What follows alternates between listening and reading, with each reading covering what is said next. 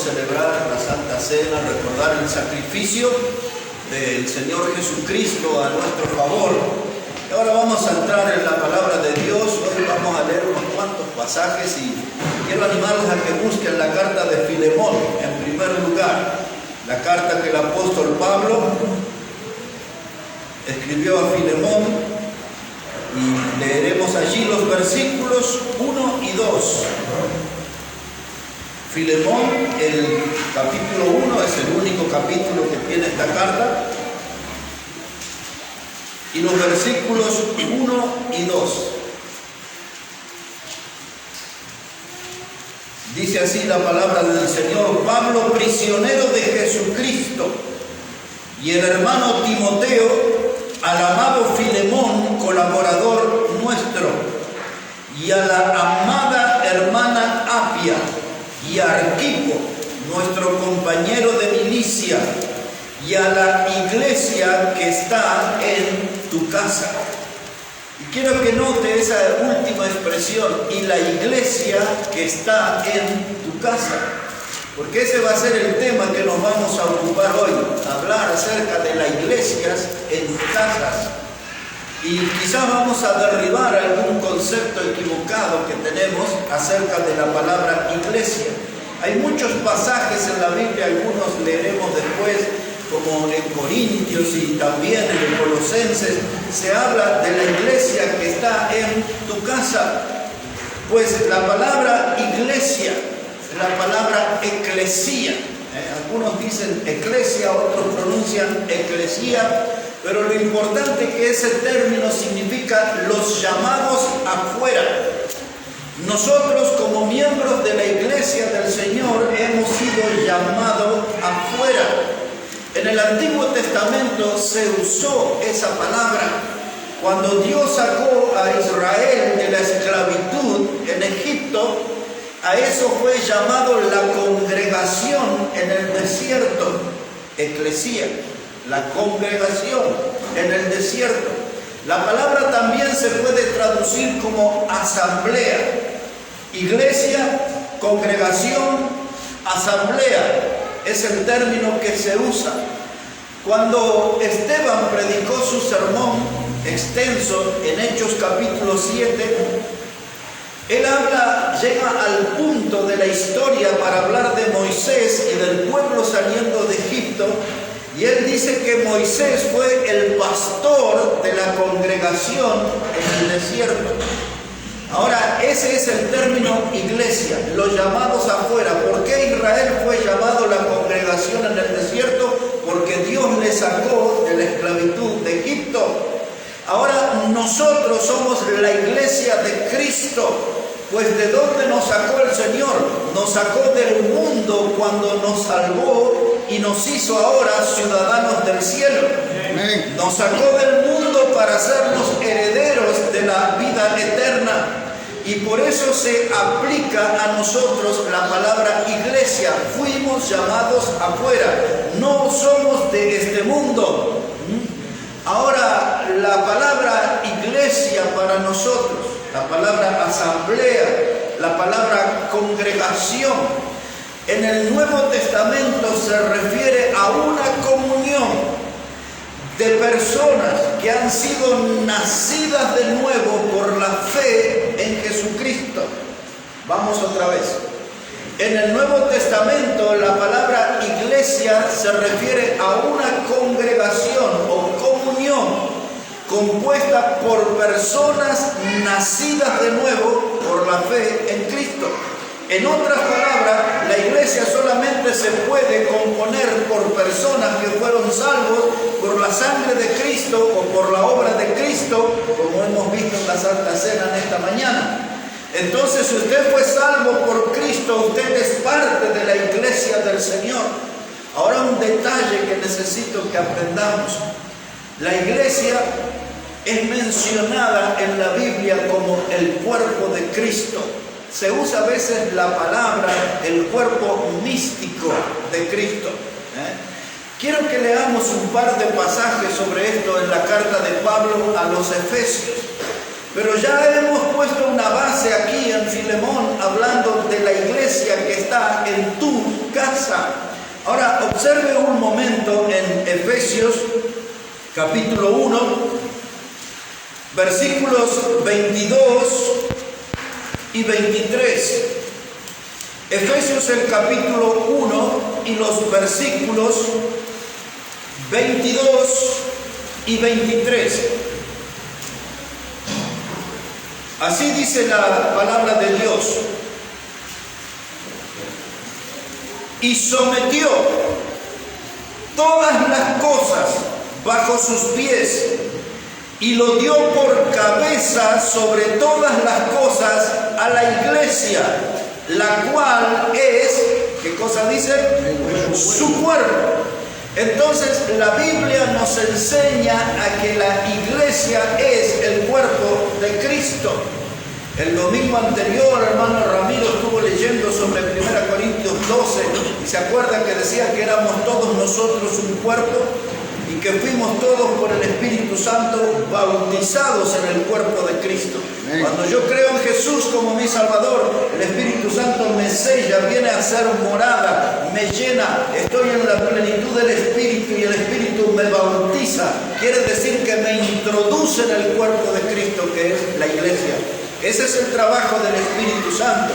Ahora, hermanos, allí se hablaba del oído y de los pies y de todo el cuerpo, y nosotros todos somos parte de ese cuerpo de Cristo, somos la iglesia de Cristo, Él es nuestra cabeza y nosotros somos parte de su cuerpo.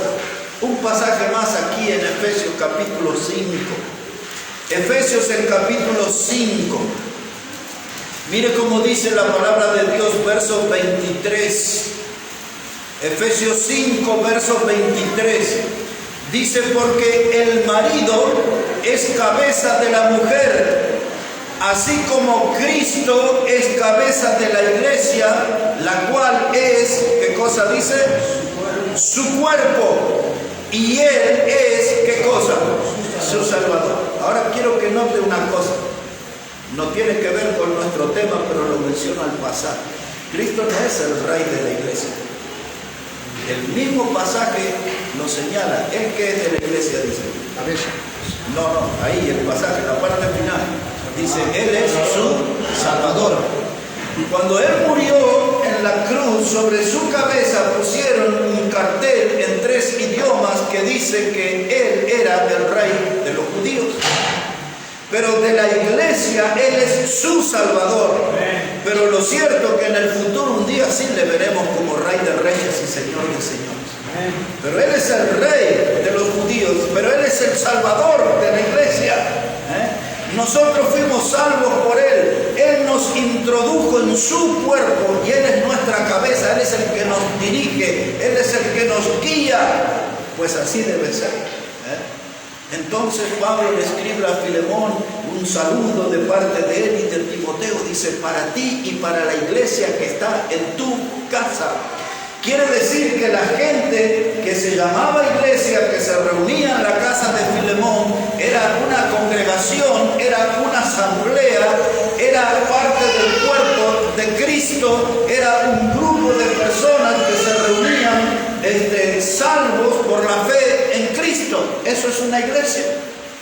Si hay muchos lugares donde se llaman iglesia y se junta mucha gente, pero no hay gente salva por Cristo. Los que no son salvos por Cristo no son parte de la iglesia, no son parte del cuerpo. Cuando dice la iglesia que está en tu casa, se refiere a gente que es salva por la fe en Cristo.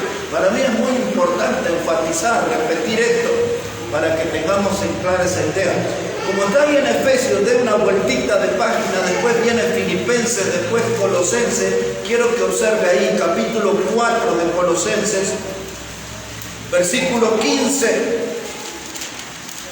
Colosenses el capítulo 4 y versículo 15. Dice la palabra, saludad a los hermanos que están en la Odisea y a Ninfas y a la iglesia que está en su casa. Ahora, Ninfas no era la pastora de la iglesia, pero la iglesia funcionaba en su casa. La iglesia funcionaba en casa. No era como en nuestro tiempo que hay grandes edificios y se construyen edificios. La iglesia funcionaba en casas. Pero eso no era lo que le llaman ahora células. Eran iglesias conformadas por pastores, por diáconos. Una iglesia organizada que ofrecía un culto de alabanza, un culto de predicación, ofrecía un culto de oración, un culto de edificación. Y de eso vamos a hablar en nuestro mensaje. Todo esto es la introducción, hermano, que vamos a hablar. Pero le voy a llevar a un pasaje más para remarcar la idea, aunque tengo varios textos más, pero creo que con un pasaje más es suficiente para comprender cómo la iglesia primitiva funcionaba en casas. Primera de Corintios, por favor, capítulo 16. Primera de Corintios, el capítulo 16 y el versículo 19. Mire cómo dice ahí la palabra de Dios. Primera de Corintios, el capítulo 16 y versículo 19. Les digo que si hoy fuera un día sábado, yo ya estaría haciéndole preguntas sobre lo que estoy hablando. Pero necesitamos avanzar. Pero hay que preguntar para ver cómo estamos entendiendo de lo que es la verdadera iglesia. Por ahora hemos visto, hermano, la palabra iglesia significa eclesía. Eso quiere decir los llamados afuera. En el Antiguo Testamento los llamados afuera fue la nación de Israel. Salieron de Egipto. Y nosotros en el Nuevo Testamento salimos del mundo, que Egipto es la figura espiritual del mundo, ¿verdad? El Señor nos salvó, nos sacó del mundo, nos hizo ciudadanos del cielo. Ahora somos parte del cuerpo de Cristo, que es la iglesia. Él es nuestra cabeza y Él es nuestro Salvador. Así que eso es lo que hemos visto. Ahora, mire, dice aquí Primera de Corintios 16, verso 19. Dice, las iglesias de Asia os saludan, Aquila y Priscila, con la iglesia que está en su casa, os saludan mucho en el Señor. ¿Dónde estaba la iglesia donde el pastor era Aquila y Priscila, su esposa? No, lea ahí lo que dice. ¿Dónde estaba la iglesia? En la casa. En su casa. Y así podemos ver muchos pasajes en la Biblia que la iglesia funcionaba en casas. No era una célula, no era una reunión casera donde se juntaban para comer torta, pizza, té y café. Era una iglesia organizada con pastores, diáconos que bautizaban, que celebraban la Santa Cena, que enseñaban la palabra de Dios para edificación. Había culto de oración, había culto de adoración. No era una reunión casera, era una iglesia funcionando en casas. Y ahora quiero que vayamos a un pasaje más conocido allí en Hechos de los Apóstoles, capítulo 2. Hechos de los Apóstoles, el capítulo 2, versículo 40 y 41. Ahí les quiero hacer pensar un poquito, mis hermanos. En Hechos de los Apóstoles, el capítulo 2 y los versículos 40 y 41. Esta es la fiesta de Pentecostés. Pedro con los 11 predicando. La gente quería arrepentirse de sus pecados. Pedro le dijo que tenían que creer en el Señor, ser bautizados. Y esto sucedió, verso 40. Y con otras muchas palabras testificaba y les exhortaba diciendo: sed salvos de esta perversa generación. Así que los que recibieron su palabra fueron bautizados. Y se añadieron aquel día como 3,000 personas. Ahora 3,000 fueron convertidos, salvos por Cristo. 3,000 personas fueron bautizadas. Y dice aquí la Biblia que ellos, hermanos, dice que se añadieron. ¿A dónde se reunían estos? ¿En qué edificio iban a meter 3,000 personas? ¿Se añadieron a un edificio o a qué se añadieron? A los apóstoles que ya habían comenzado la iglesia, o sea que ellos, estos 3,000 pasaron a ser parte del cuerpo de Cristo. Ahora Cristo era su Salvador, Cristo era su cabeza de estos 3,000 y ahora ellos eran parte del cuerpo de Cristo. No, cuando dice la Biblia se añadieron, no es que empezaron a congregarse en días breves 15, 14. No entraban en ningún lugar esos 3.000. Fueron añadidos al cuerpo de Cristo como personas salvas. El testimonio de que eran salvos es que creyeron en el Señor, fueron bautizados. Por eso, hermanos, nosotros cuando creemos en Cristo, el segundo paso a dar, ahí cuando yo ya creí en Jesús como mi Salvador, ya fui añadido al cuerpo de Cristo. Pero el segundo paso que viene es el bautismo. Esa es mi demostración de mi fe en Cristo y es mi demostración de que voy a ser obediente a Cristo. Y luego tengo que congregarme y congregarme de tal manera, no como algunos que dejan, y es una mala costumbre. Yo tengo que congregarme, ¿para qué? Para ser edificado, para ser alguien que aprenda sobre la persona de Cristo, cómo es mi Salvador, las bendiciones que tengo de caminar con Cristo. Entonces soy salvo, soy bautizado y empiezo a congregarme. En nuestro caso, tenemos que ser bautistas, no turistas. El turista va cada tanto a algún lugar, no venga cada tanto a la iglesia, venga siempre a la casa del Señor, porque aquí va a aprender del Señor y va a ser edificado y va a ser animado y va a ser desafiado, y cuando esté en duras pruebas va a ser consolado. Todo pasa por la casa del Señor. Amén. Todo. Amén.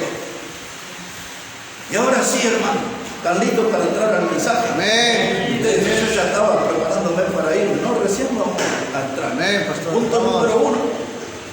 La iglesia, hermanos, hacía énfasis en la predicación del Evangelio. La iglesia que funcionaba en casa, no en enormes templos y edificios, la iglesia que funcionaba en casas hacía énfasis en la predicación del Evangelio. Por cada punto que voy a hablar voy a tratar de usar un solo texto, pero podría abundar en texto para demostrar. Voy a usar uno que es poco conocido por ustedes, quizás ni lo conocen, en Hechos capítulo 28. Si puede ir ahí al último capítulo de Hechos. En Hechos de los Apóstoles, el capítulo 28. Y dicho sea de paso, ahí encontré una parte del pasaje que no voy a leer ahora, por ahí al lado, que me dio una gran idea para predicar un sermón el próximo domingo, si Dios me ayuda. Pero mire cómo dice Hechos aquí, 28, verso 28. Dice: sabed pues que a los gentiles es enviada esta salvación de Dios, y ellos oirán. Y cuando hubo dicho esto, los judíos se fueron teniendo gran discusión entre sí. ¿Qué era la discusión? Que Pablo es el que está hablando. Él dice: ahora la predicación va a ser para los gentiles, la salvación va a ser enviada para ellos. Y los judíos ahí empezaron a discutir cómo no era para nosotros. Pero cuando Cristo le salvó, le dijo a Pablo que él iba a ser el predicador a los gentiles, es decir, a todos los que no eran judíos. Verso 30, acá viene lo que más nos interesa.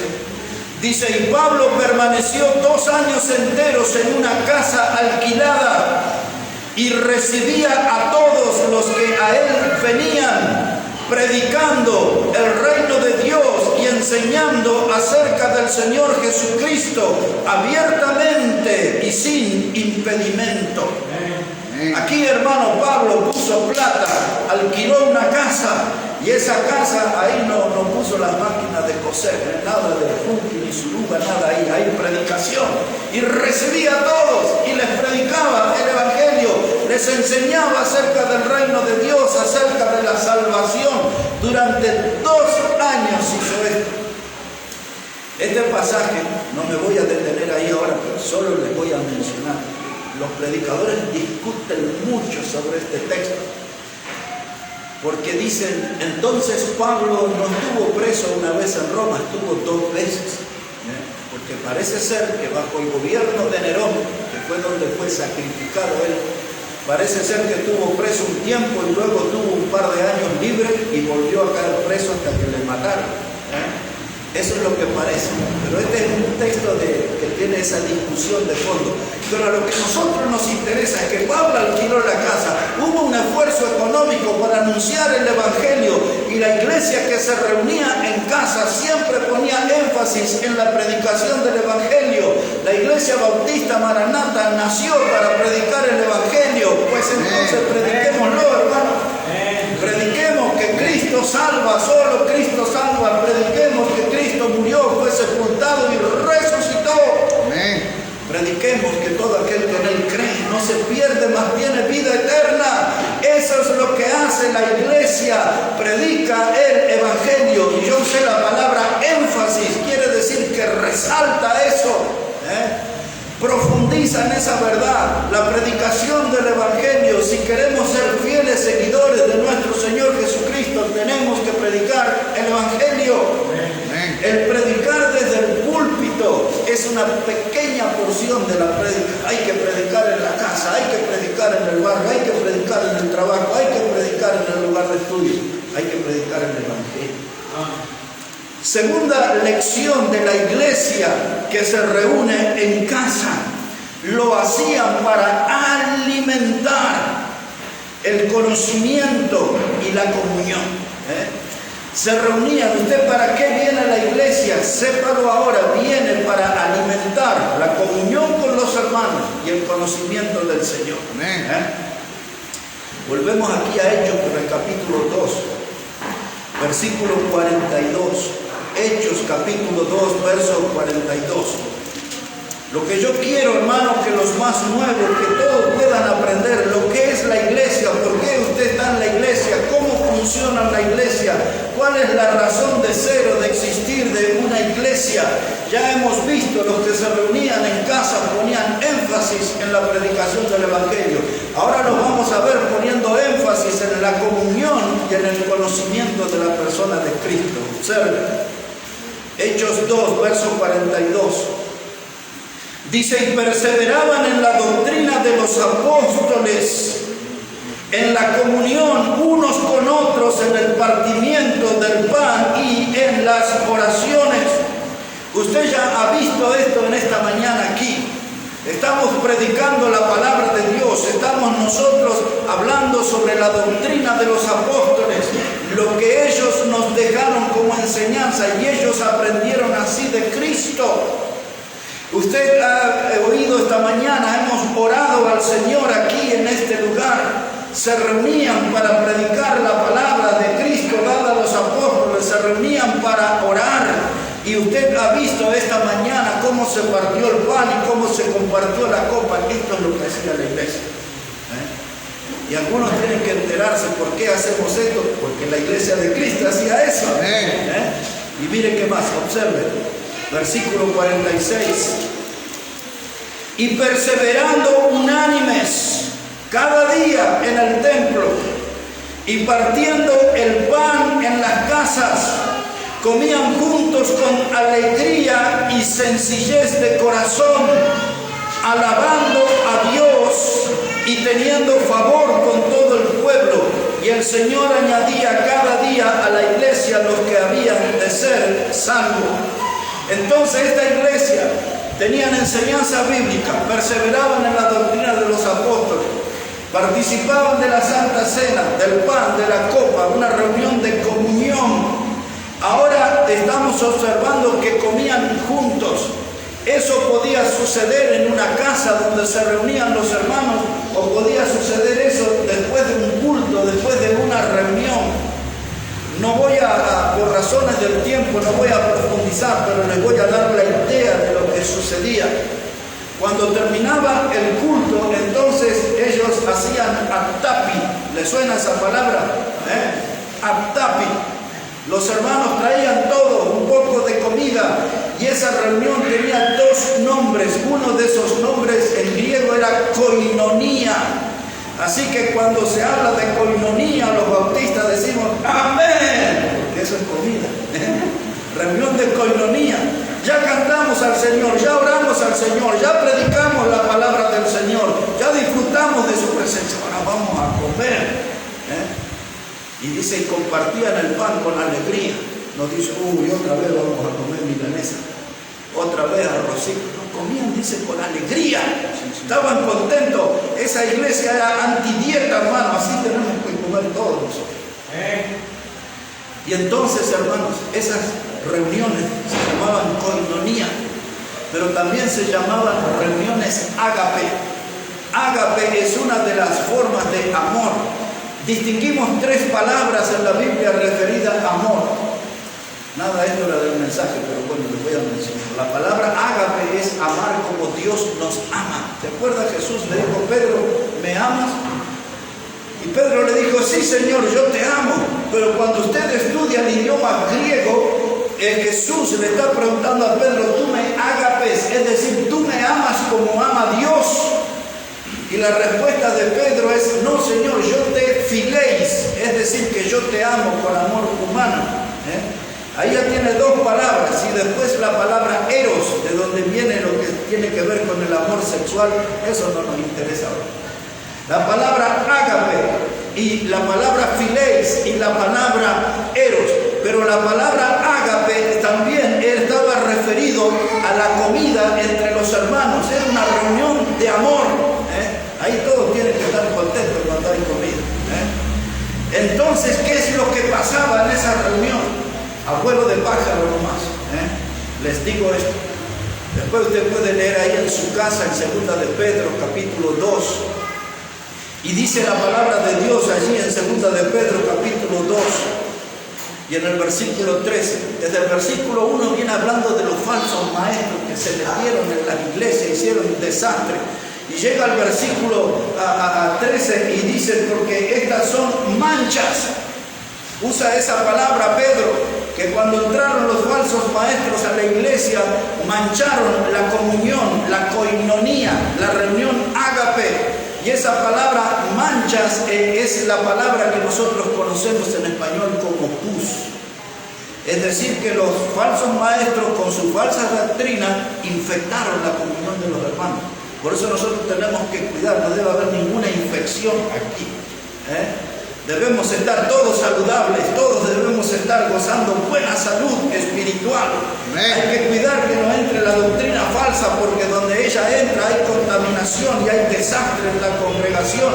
Y entonces estos vinieron y trajeron esa infección, esa pus, la Biblia le llama manchas.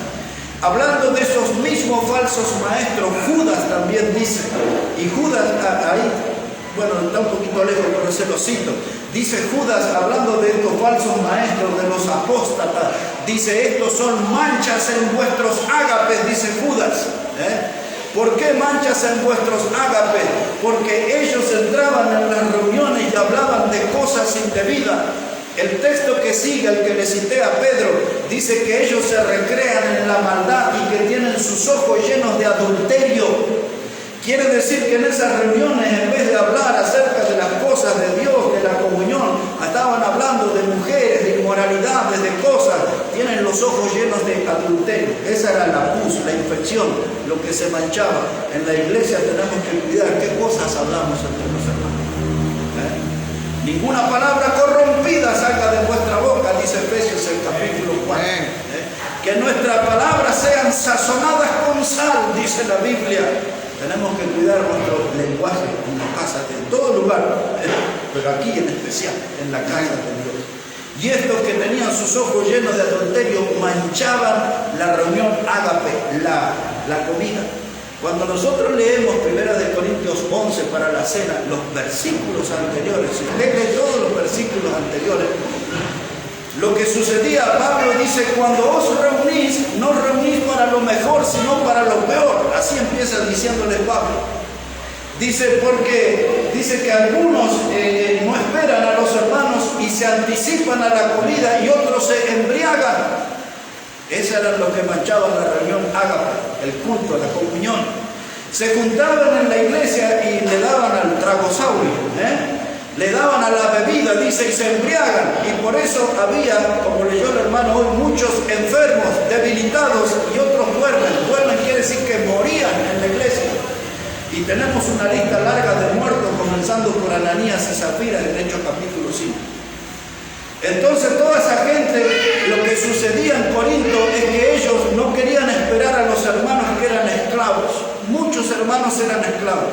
Y sus amos no les dejaban, esos llegaban tarde al culto, no porque perdían el colectivo, porque se quedaban durmiendo, sino porque los amos no los dejaban salir.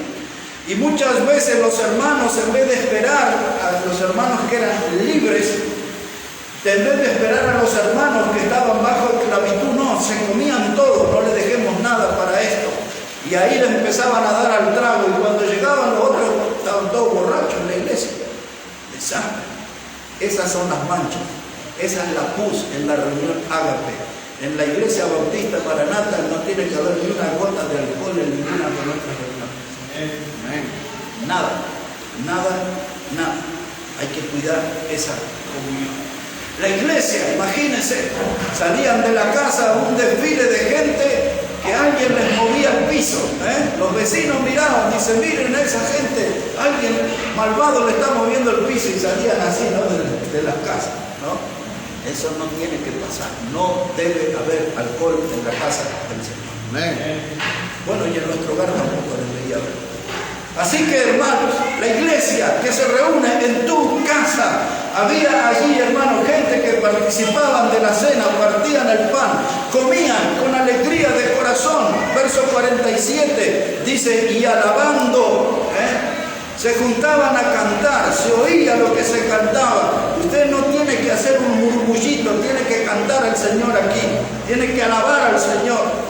Pero canto feo, pero desafino, eso no importa. Dios mira su corazón y Dios se agrada en su alabanza.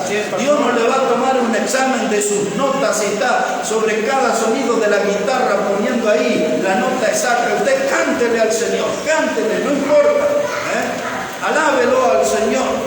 Y dice ahí el verso 47 al final, y el Señor añadía cada día a la iglesia los que habían de ser salvos. Quiero que note esto, hermano. Esta es la combinación perfecta. Los hermanos predicaban y Dios salvaba. Otra vez, los hermanos predicaban y Dios salvaba. El Señor añadía. Algunos dicen, no tenemos que predicar, el Señor añade a la iglesia, pero el plan del Señor es que Él se propuso, dice 1 Corintios 1, 21, dice que Él se propuso salvar a los creyentes por la locura de la predicación. Esta es la combinación perfecta. Usted predica, Dios salva. ¿Por qué no tenemos salvos en la iglesia? Porque no estamos predicando. No estamos predicando. Anímese a predicar y Dios va a empezar a salvar gente y Él va a añadir gente a nuestra congregación. Amén, pastor. La iglesia, hermano, que se reunía en casas, ponía énfasis en la predicación. Segundo lugar, la iglesia que se reunía en casa era para alimentar la comunión y el conocimiento de la persona de Cristo. La iglesia que se reunía en casa, punto número 3, había reuniones de crecimiento espiritual. ¿Por qué tenemos muchos enanos espirituales entre los bautistas? Porque no se reúnen. Hay que ir a las reuniones y vamos a ver que la gente que se reunía crecía espiritualmente porque participaban en el culto, escuchaban palabra de Dios, se alimentaban con la palabra de Dios. Ese es el modelo de la iglesia. No se atreva a romper el modelo de iglesia que Dios estableció. Amén. Mire qué clase de gente se producía en las reuniones en las casas. Romanos capítulo 16. Y prepárese para algunos nombrecitos allí. Romanos el capítulo 16, verso 3. Debería leer todo, pero le voy a dar algo así salteadito. Pero Romanos capítulo 16, aquí vamos a encontrar una pareja, un matrimonio conocido. ¿Ya encontró Romanos capítulo 16, versículo 3?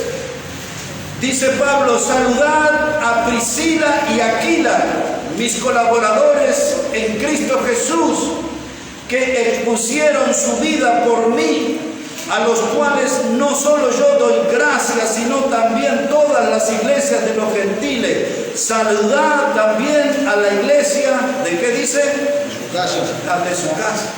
Otra iglesia más, reuniéndose en casa. Aquila y Priscila eran dos italianos. Acá les diríamos, eran dos tanos preciosos. Un matrimonio. Eran del gremio de ustedes. Estos se dedicaban a las costuras. Hacían carpas y así vivían. Y por eso conocieron a Pablo, hicieron una gran amistad.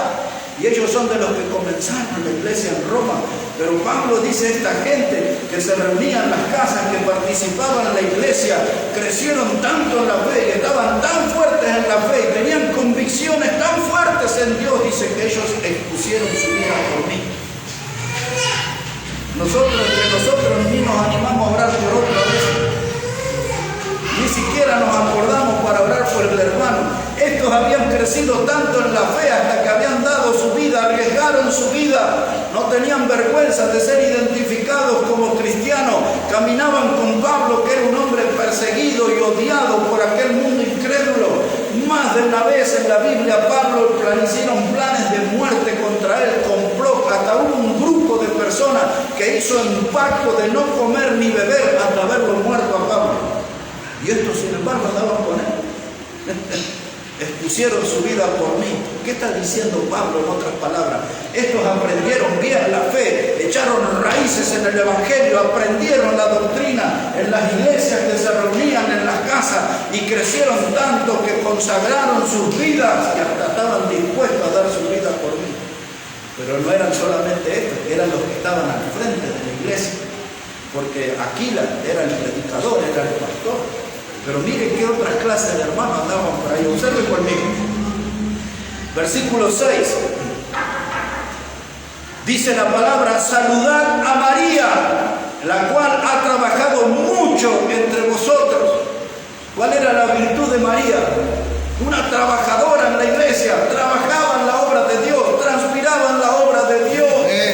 Dice Pablo, un saludo especial para la hermana María, y el nombre de ella, ¿cuántas Marías, no? Y cuántas mujeres que trabajan, que sudan en la obra, que se sacrifican en la obra. Dice Pablo al recordar a María, no estoy recordando su cabello largo, no estoy recordando su maquillaje, estoy recordando su sudor, trabaja mucho. Amén. Cuando las mujeres aprenden de la palabra de Dios en la iglesia, van a trabajar mucho para nosotros. Amén. Y cuando el hombre aprende de la palabra de Dios, va a ser como este. Observe el texto que sigue. Dice la palabra de Dios aquí. A ver, el número 10 le voy a hablar. Dice: saludad a Apeles, aprobado en Cristo. Ahora, mire hermano, dice Pablo, quiero que le mande saludo a Apeles. ¿Cuál era la virtud de ese hermano? ¿Quién le va a poner a su hijo Apeles? Nadie, ya sé, nadie. Pero sabe que era un hombre precioso, ¿no? Porque dice, era aprobado en el Señor. Este hombre no era aplaudido por la gente, este hombre no era admirado por los hermanos, él era aprobado por Dios. Como Pablo le dijo a Timoteo, procura con diligencia presentarte delante de Dios aprobado. Apeles estaba en esa lista. Amén. Aprobado por Dios como obrero que no tiene de qué avergonzarse. Amén. ¿Dónde aprendió Apeles llegar a ese nivel espiritual de ser aprobado por Dios? En la casa de Dios, en la iglesia que se reunía en casa, que ponía énfasis en el Evangelio, que ponía énfasis en la comunión, que ponía énfasis en el crecimiento. Ahí Apeles aprendió ese estilo de vida cristiana, ese estilo elevado que es aprobado por Dios. Verso 11, observe. Versículo 11. Dice: saludad a Herodión, mi pariente, y saludad a los de la casa de Narciso, los cuales están en el Señor. Observe esa expresión, la casa de Narciso, no están en el mundial. No andan en el mundo, no están en las cosas del mundo, ellos están en el Señor. Amén. Bravo Narciso, instruyó a su familia, instruyó a su gente, instruyó a los de su sangre, y Pablo dice, dale un saludo especial, ellos están en el Señor, son cristianos ejemplares. Le voy a dar un par de nombres acá, un trío de gente rara, pero tan preciosa esta gente. Observe conmigo. Versículo 12. Yo sé que usted no va a poner ninguno de estos tres nombres a sus hijas, pero observe esto. Dice el versículo aquí, 12 le dije, ¿verdad? Dice: saludad a Trifena y a Trifosa, las cuales trabajan en el Señor, y saludad a la amada Pérsida, la cual ha trabajado mucho en el Señor. Ahí nació una niña y va al registro civil, y el hombre del registro le dice: ¿no le gustaría ponerle a la niña Pérsida? No. ¿Y Trifena? Y Trifosa, no. Pero estas tres mujeres eran maravillosas, dice Pablo, trabajaron mucho en el Señor. Eran mujeres que tenían esas cualidades. ¿Dónde aprendieron eso? En el mundo no se aprende eso. Se aprende viniendo a la iglesia, escuchando palabra de Dios, alimentándome de la palabra de Dios, aceptando los desafíos de la palabra de Dios, aceptando a la Biblia como mi guía. Cuando yo hago esos pasos, entonces vamos a poder tener mujeres como Trifena, como Trifosa y como Pérsida. Trabajan mucho en el Señor. Bueno, aquí hay otros nombres más raros. A mí me encanta este capítulo 16. Pero mire, llega al versículo 23. Mire lo que dice el verso 23. Dice: os saluda Gayo, hospedador mío y de toda, ¿qué cosa dice? La iglesia.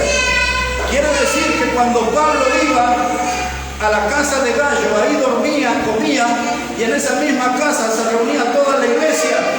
No solamente Gayo me hospeda a mí, sino a todos los hermanos que formamos la iglesia que funciona en casa.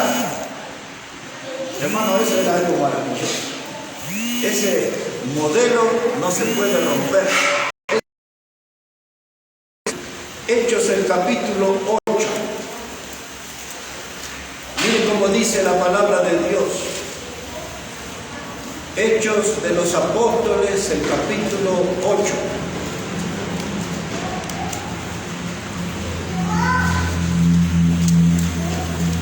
Ahí habían, en el capítulo anterior, al final habían matado a Esteban, ¿se acuerdan el predicador? Y se desató una persecución y los hermanos fueron por todas partes anunciando el Evangelio. Ya hemos predicado de eso alguna vez. Pero quiero llamarle la atención aquí, en capítulo 8, versículos 2 y 3. Mire cómo dice la palabra. Hechos 8, versículos 2 y 3. Dice: y hombres piadosos llevaron a enterrar a Esteban e hicieron gran llanto sobre él. Y Saulo asolaba la iglesia, entrando casa por casa, y arrastraba a hombres y a mujeres y los entregaba en la cárcel. Ahora mire el versículo 1 también. Dice: y Saulo consentía en su muerte, y aquel día hubo una gran persecución contra la iglesia que estaba en Jerusalén. Mire, se desató la persecución. Y todos los hermanos, las iglesias que funcionaban en casa, todos estaban identificados. Pablo asolaba la iglesia, entraba casa por casa, dice, y arrastraba a hombres y mujeres, y los llevaba ante los tribunales, y muchos de ellos morían por la causa de Cristo. Eso es lo que hacía Saulo, que gracias a Dios se encontró con Cristo y se transformó en Pablo y guió a muchos a la salvación. Amén. Pero en esta etapa oscura de la vida, llevó a muchos hermanos a la muerte. Pero después llevó a muchos hermanos al cielo, cuando se convirtió a Cristo. Entraban casa por casa, tenían identificado donde funcionaban las iglesias, donde se reunían los hermanos. Se desató la persecución, pero la iglesia estaba firme. Observe lo que hace una iglesia en una casa. Quiero llevarles un momento a Hechos, capítulo 4. Unos 10 minutitos más, hermanos, y terminamos. Pero miren, aquí en Hechos de los Apóstoles, el capítulo 4, quiero leerles ahí versículo 17. Había 5 persecuciones a la iglesia en Hechos de los Apóstoles. La segunda persecución, yo prediqué hace como un mes atrás, de Hechos 5:29, cuando Pedro dijo, es necesario obedecer a Dios antes que a los hombres. Pero en la primera persecución, él dijo algo muy parecido. Observen.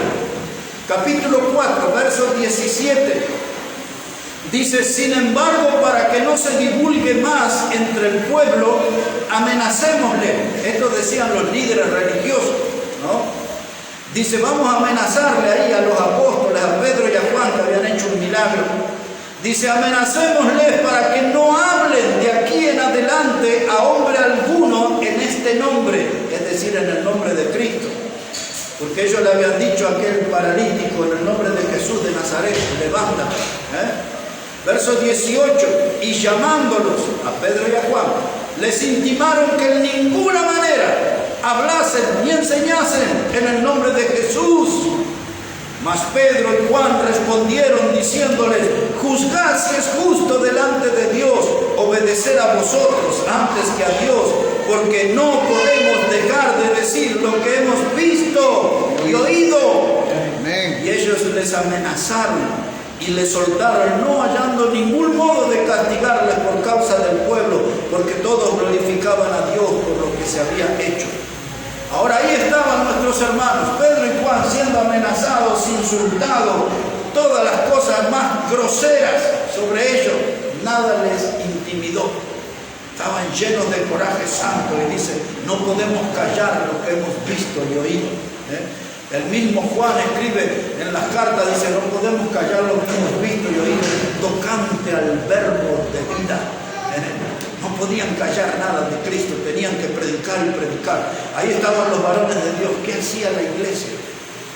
Una iglesia reunida en una casa. ¿Qué hacía ante la persecución? Observe conmigo, verso 23, Hechos 4, verso 23. Dice: y puestos en libertad, vinieron a los suyos y contaron todo lo que los principales sacerdotes y los ancianos les habían dicho. Y ellos, habiendo oído, alzaron unánime la voz a Dios y dijeron: soberano Señor, tú eres el Dios que hiciste el cielo y la tierra, el mar y todo lo que en ellos hay. Mire, hermanos, los soltaron de la cárcel a Pedro y Juan y fueron allí a una reunión.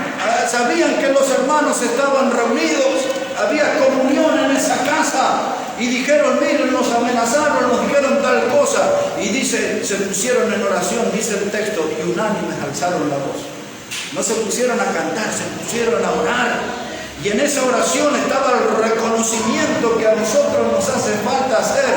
Ellos dicen: Dios, tú eres el soberano, tú eres el creador de todas las cosas, los cielos, la tierra, el mar, lo que hay en ellos, tú eres. Y hay muchos que tienen un Dios de bolsillo, tienen un Dios pequeñito, un Dios de mesa luz, cuando tenemos un Dios enorme, grandioso, todopoderoso. Ellos lo reconocieron en oración. Y mire qué pasó en esa reunión. Salen de la casa, viene Pedro, viene Juan, cuentan todo eso. Por el tiempo voy a tener que saltearlo, pero lo voy a llevar hasta el versículo 30. Mire, verso 30.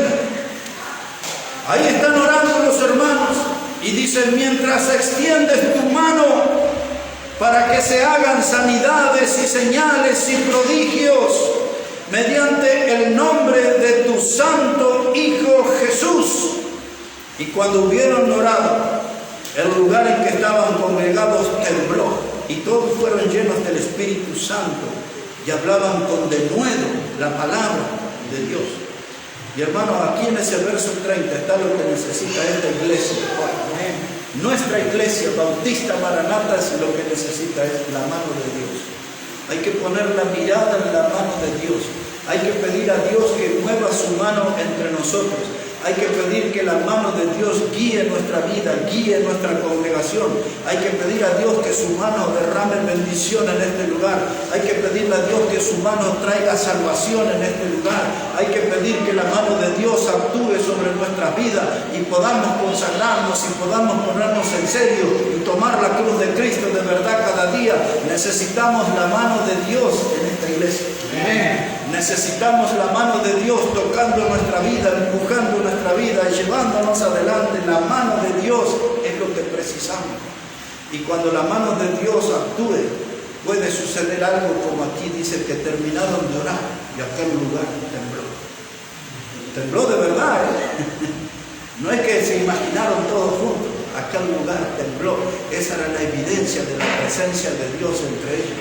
Yo he visto en Hechos 16 cuando Pablo y Silas estaban presos en Filipo, y entonces allí cantaban himnos hasta la medianoche, y de pronto hubo un temblor y las puertas se abrieron. ¿Se acuerdan? El carcelero se quiso quitar la vida y Pablo le dice: no hagas tal cosa, todos estamos aquí. Y dice el carcelero: pero ¿qué debo hacer para ser salvo? Y dice: cree en el Señor Jesucristo y serás salvo tú y tu casa. Y fueron a la parte de arriba y le predicaron a la familia del carcelero y todos fueron bautizados.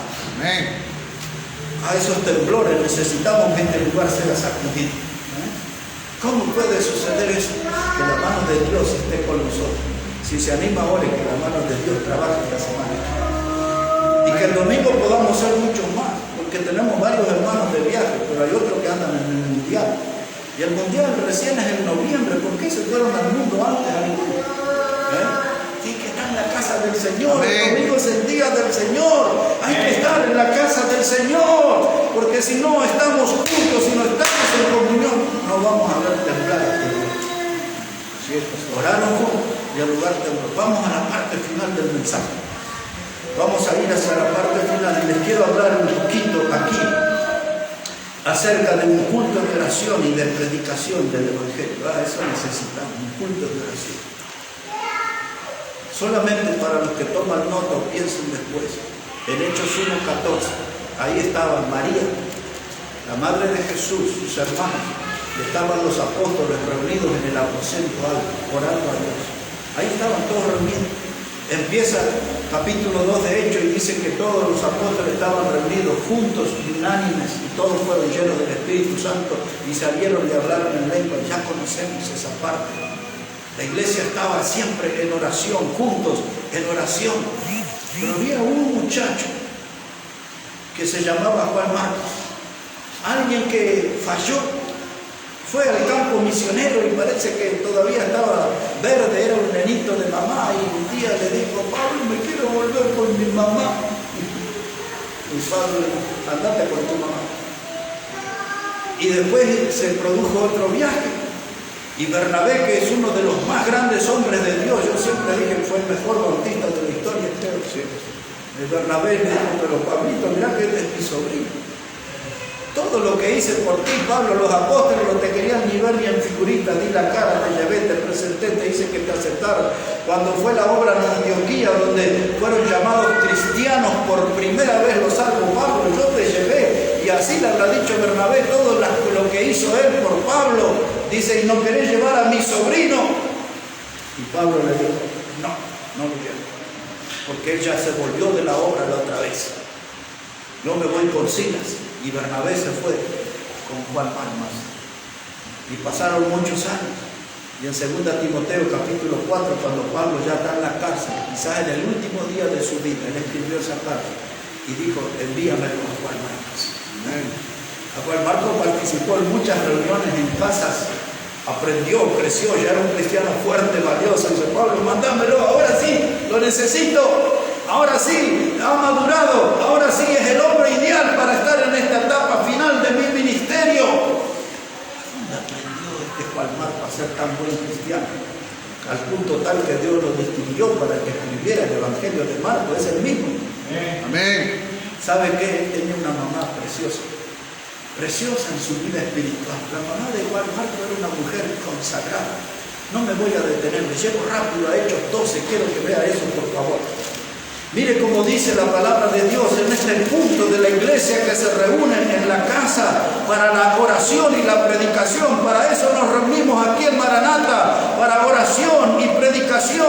Y yo quiero que ustedes vengan al culto y animen a otros a venir al culto. No me gusta predicarle al hombre invisible, no me gusta predicarle a la mujer invisible. Los quiero ver acá. Amén. Los quiero ver acá. Mire cómo dice aquí capítulo 12. Del libro de Hechos, versículo 5. ¿Ya lo tiene ahí frente a sus ojos? Sí. Dice Hechos 12:5. Así que Pedro estaba custodiado en la cárcel. Esta fue otra de las prisiones de Pedro, varias tuvo. Dice: estaba custodiado en la cárcel, pero la iglesia, ¿qué hacía la iglesia? Oración. Sin cesar, hacían oración a Dios por él. Entonces, hermanos, la iglesia tiene que orar por los hermanos que están en aflicción, por los que están bajo persecución, por los que están en necesidad. La iglesia tiene que orar por los hermanos que la vida les sonríe, que les va bien. Hay que orar por los hermanos. Eso es función de la iglesia. Pero observa el versículo 12. Versículo 12 dice: y habiendo considerado esto, llegó a casa de María, la madre de Juan, el que tenía por sobrenombre Marcos, donde muchos estaban reunidos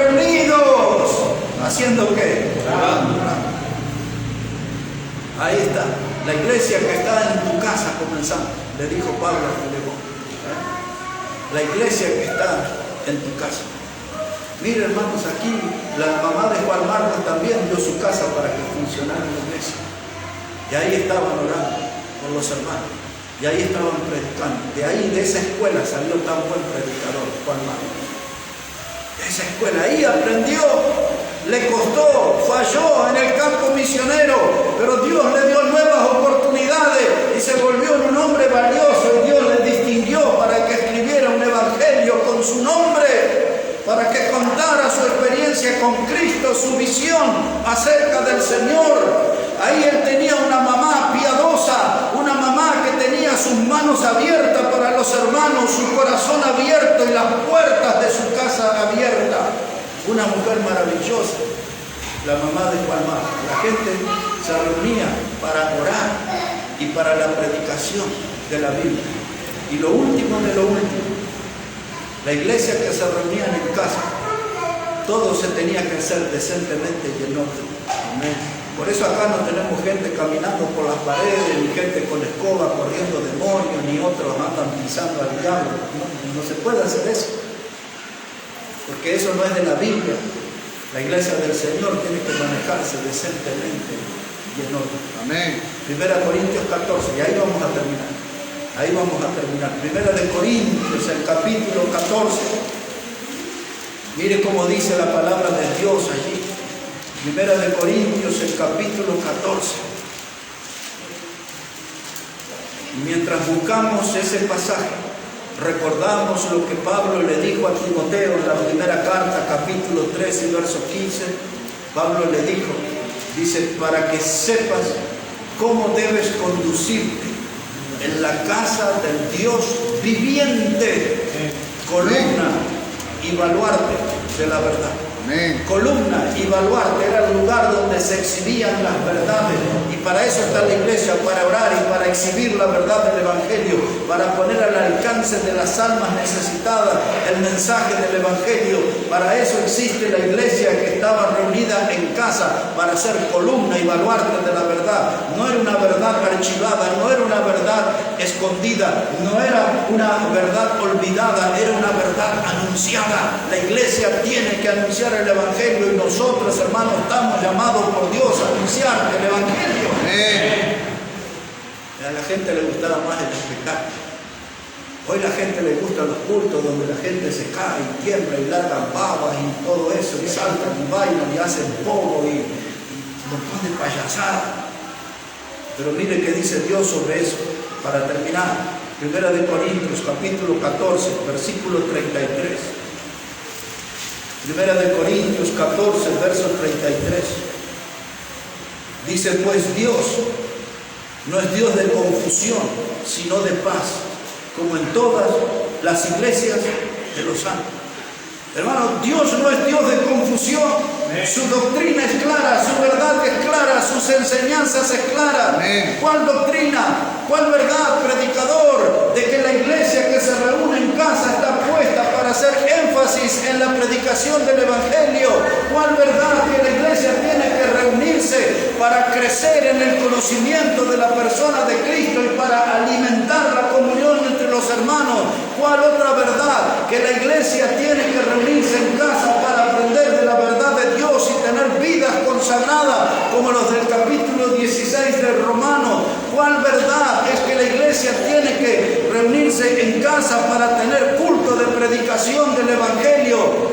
¿Cuál verdad? La iglesia tiene que reunirse en orden, porque Dios no es un Dios de confusión. Amén. Y hay algunos que confunden que la iglesia que se reunía en casa, puedo ir cada tanto, puedo participar para tanto. Para eso no murió Cristo, para eso no nos salvó Cristo. Él nos salvó para que seamos fieles, constantes, como dice Pablo en 1 Corintios 15, 58, firmes, constantes y creciendo. Así nos quiere ver Dios, firmes, constantes y creciendo. Amén. Nos salvó el Señor. Amén, pastor. Dios no está confundido, nosotros estamos medio confundidos. Así es. Por eso este mensaje de hoy, dirían en mi barrio, para aclarar los tanques. Y mire, vamos a terminar porque ya está bastante por hoy, ¿no? Aquí capítulo 14, verso. ¿Qué verso le voy a leer? 40. Verso 40 dice, pero hágase todo decentemente y con orden. Aquí la iglesia no es un carnaval carioca, no es un show, no es un salón de baile. Todo lo que hacemos, lo hacemos decentemente y en orden. Cuando miramos nuestra historia de bautistas, desde hace 2000 años creemos, sostenemos en la centralidad de la Biblia. El centro de nuestra reunión es la palabra. Amén, pastor. Yo en ningún momento hoy les dije, les voy a contar un sueño que tuve. Yo no les dije, les voy a hablar de una revelación. Les voy a hablar de algo que es mi deseo. No, yo vine y hablo a la palabra de Dios. Amén. La palabra de Amén. Dios. Porque donde la palabra de Dios tiene el control, ahí está todo hecho decentemente y en orden. Amén. En la casa de Dios nos comportamos bien. En la casa de Dios tenemos orden. En la casa de Dios no hay confusión, porque la Biblia es lámpara a nuestros pies. La palabra eterna, inspirada de Dios, es la que nos ayuda y la que nos modela a nosotros como buenos cristianos. Dijo Pablo a los Filipenses capítulo 1 y el versículo 5. Él dice, y vuestra comunión en el Evangelio. Me encanta esa frase. Si nosotros hiciéramos un asado hoy aquí, con chorizo, y chinchulín y todo eso, y mollejita y todo, completo, ¿sabe cuánta gente tendríamos acá? Siendo fin. Pero como es palabra de Dios nomás, entonces ya la asistencia baja, ¿no? ¿Sabe qué, hermano? Pablo dice, Filipenses 1:5, vuestra comunión en el Evangelio. Estamos aquí reunidos por el Evangelio. Hemos sido salvos por el mensaje del Evangelio. Lo que nos motiva a venir a este lugar es el Evangelio. El Evangelio que muestra a Cristo muerto, sepultado y resucitado. El Evangelio es lo que me mueve. El Evangelio es lo que me conmueve. El Evangelio es lo que me motiva. Es lo que me impulsa hacia adelante. Pablo dice, Filipenses 1:5, nuestra comunión en el Evangelio. Y el versículo que sigue dice, porque aquel que comenzó en vosotros la buena obra, la perfeccionará hasta el día de Jesucristo. Amén. La iglesia que se reunía en casas. Aquí no había nada de esos lobos rapaces de hoy que tienen congregaciones de 10.000, 20.000, hasta 30.000 tienen algunos, y le llaman las mega iglesias. Yo no veo eso aquí. Y otros dicen, venga que le vamos a dar predicación de crecimiento. Eso no está aquí, esos programas. Había una iglesia que predicaba, hombres y mujeres predicaban, Dios salvaba, Dios añadía, hombres y mujeres que escuchaban el Evangelio, creían en Cristo, se bautizaban y asistían a las reuniones para crecer en el conocimiento de su Salvador. Somos el cuerpo de Cristo. Somos los llamados afuera. Él es nuestra cabeza. Dejemos que Él dirija nuestra vida. Amén. Que Él dirija nuestras vidas. Somos del cuerpo de Cristo. Y Él es nuestro Salvador. Amén. Las iglesias que se reunían en casa, esas iglesias, hermanos, fueron las que se proyectaron a la sociedad, impactaron a la sociedad, no solo con el mensaje del Evangelio, sino con el testimonio de vidas que demostraban que conocían a Jesucristo como su Salvador. El sábado, les animo que vengan aquí. El sábado vamos a empezar a tener estudios, hermanos, de la palabra de Dios. Y quiero que estén aquí, hermanos, en la casa de Dios y que animen a otros. Y vamos a meternos en ese clima que tenían las iglesias, que se reunían en casa, y que Dios pueda bendecirnos a nosotros, a esas primeras iglesias. Que Dios bendiga su palabra en este día del Señor.